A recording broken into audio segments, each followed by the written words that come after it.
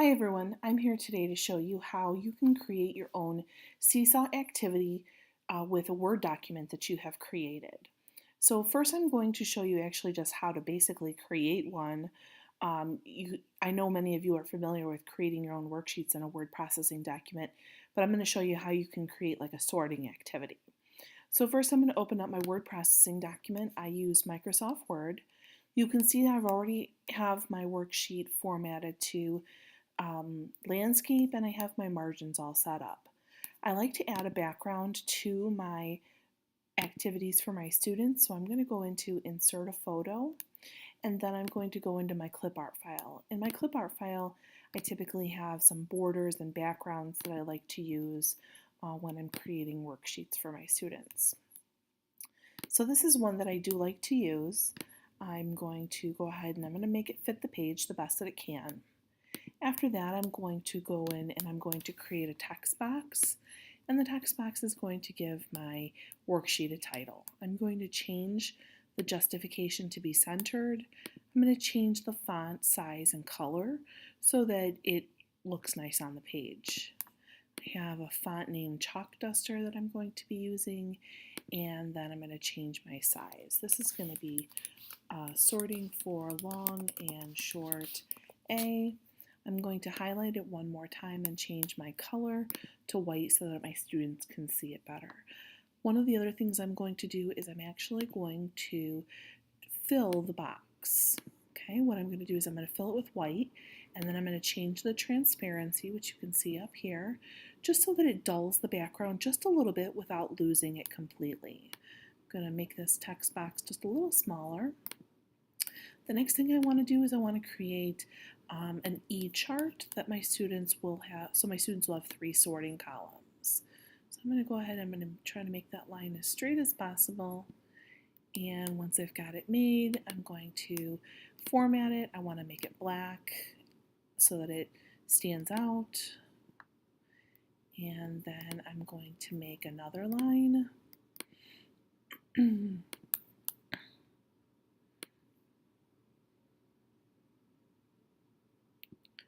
Go, format this one so it's black. Okay, move it to where I want it. I'm going to use Command C to copy it, and then we're going to use Command V to paste so that I get another one. I'm trying to make this as quick and easy as possible. I all of a sudden realize I want to do a sorting activity and want to make this for my students as quickly as I can while they're at art, music, or PE. So the next thing I want to do is I want to create the headings for my 3 columns, and I'm going to go ahead and I'm going to choose my same font that I had before, which was Chalk Duster, and I'm going to change the size. We're going to make this short A, and we're going to change the justification, the color, and we're going to fill the box just like we did before. Okay, once I get that set, then I'm actually going to select my box. I'm going to use Control C to copy it, Control V to paste it, grab it, move it over. We're going to do one more, and then I'm going to change this column to be long A, and then a space E, so that my students know this symbol means that it's going to have a silent E at the end. And then we're going to do long AI/AY in this category. Okay, so that was pretty quick. I'm going to go ahead and, oops, I need to move that back. Sorry about that. I just want to make this a little smaller so that it all kind of looks visually appealing for my students. So the first thing I want to do is I want to save this so that I can go in and use it again if I want to. The great thing about these is once you have them created, you can you can edit them and use them again and again for whatever kind of activity you have. So I have it saved as a Word document, and then I'm also going to save it as a PDF. Okay, now I'm going to go ahead and I'm going to close Microsoft Word, and I'm going to open up the PDF because for my version I want to take a screenshot of the PDF. So I'm going to do Command Shift 4 on my Mac so that I can do a screenshot. And then I'm going to go ahead and close this, and I'm going to go ahead and open Seesaw. I'm already in my Seesaw account, in my teacher account. I'm going to press the green plus button. I'm going to go to create or share activity. And then from here, I am going to create the title of this activity. So I'm going to create new activity. My title is going to be sorting long and short A. And here I would type the instructions for my students. I'm not going to spend a ton of time here writing out the instructions for my students because I want to show you some of the other possibilities.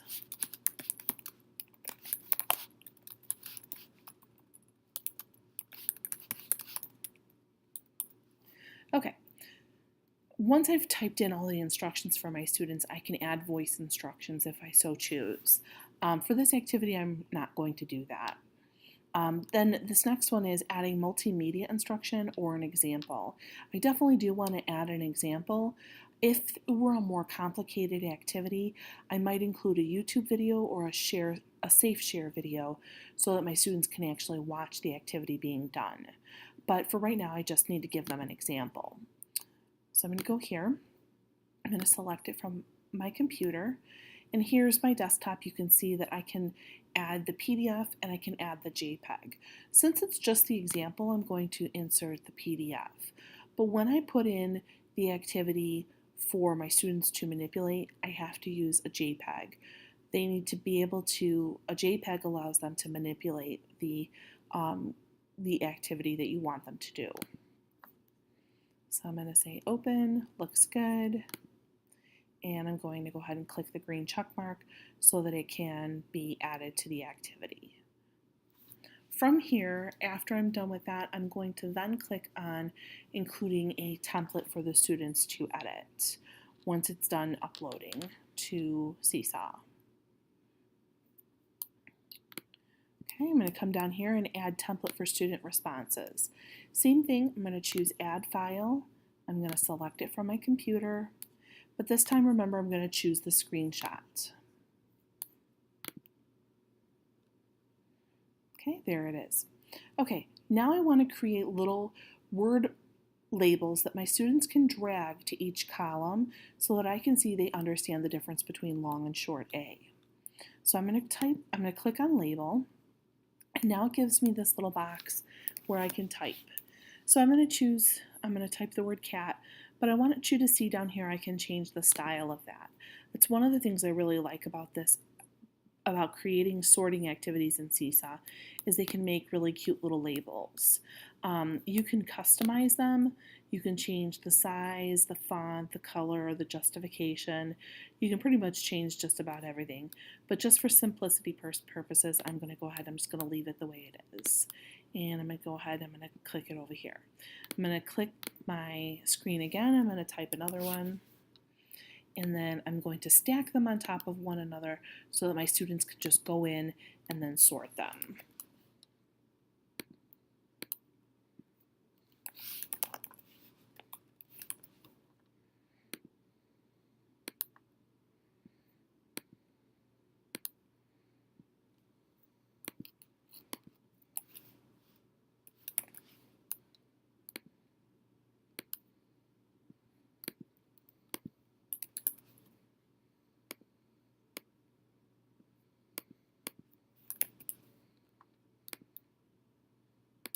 Okay, once I feel like I have all the labels that I want my students to interact with, I'm going to press this green check mark up at the top.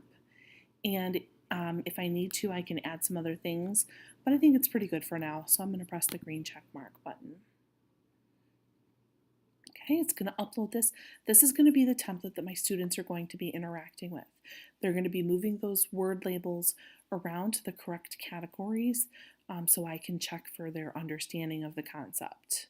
You can do this with lots of different concepts. You could do a math sort where you give them math facts and they sort them into different categories. Maybe it's a doubles or a doubles plus or a plus nines fact. You can check for that kind of understanding. And it says something went wrong, so we're going to try again. Love when things don't always work out the way you have them planned. For science, for example, if you're doing like solids, liquids, and gases, you could have different words and they could sort them into the different categories. So now that this is uploaded, I'm going to go ahead and I'm going to press save. It's going to go into my activity library and I have several choices from here. I can contribute it to the Seesaw library for other people to use, which is kind of exciting. I can also choose some skills that I want to connect to this. For right now, I'm going to go ahead and I'm just going to show you the share. Here I can see that I have 16 students that I can share it with in this particular class. If this is a differentiated activity that I only want certain students to do, I can go to Edit Students and I can choose which students in particular I want to complete this activity. Okay. I can also choose when I want to schedule this activity. I can share it immediately or I can share it on a specific date. So maybe I want it on this particular date at this particular time, and then I can click the green check mark button and then have it be shared with that time. So from here, I'm going to go back to my class. When I get back to the activities, I notice I don't actually see mine because I had scheduled it. So I'm going to go into the scheduled folder to see where it's at. And here is my long and short A activity. I'm going to go ahead and show you how students would go about interacting with this activity.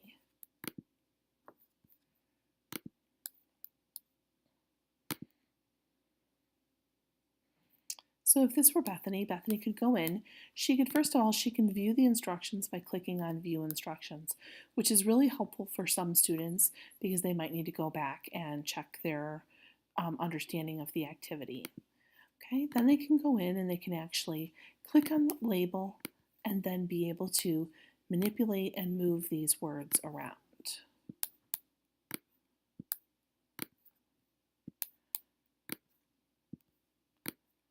Okay, once they've done that, they've got several options that they can go from here.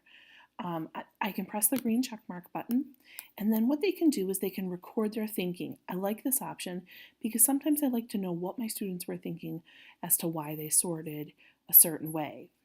They could draw something to show a relationship. They could type another label to add new words to these categories. They could even type in a caption explaining their thinking as to why they sorted the way that they did. I'm going to press the green check mark button so we can go ahead and share this with the teacher.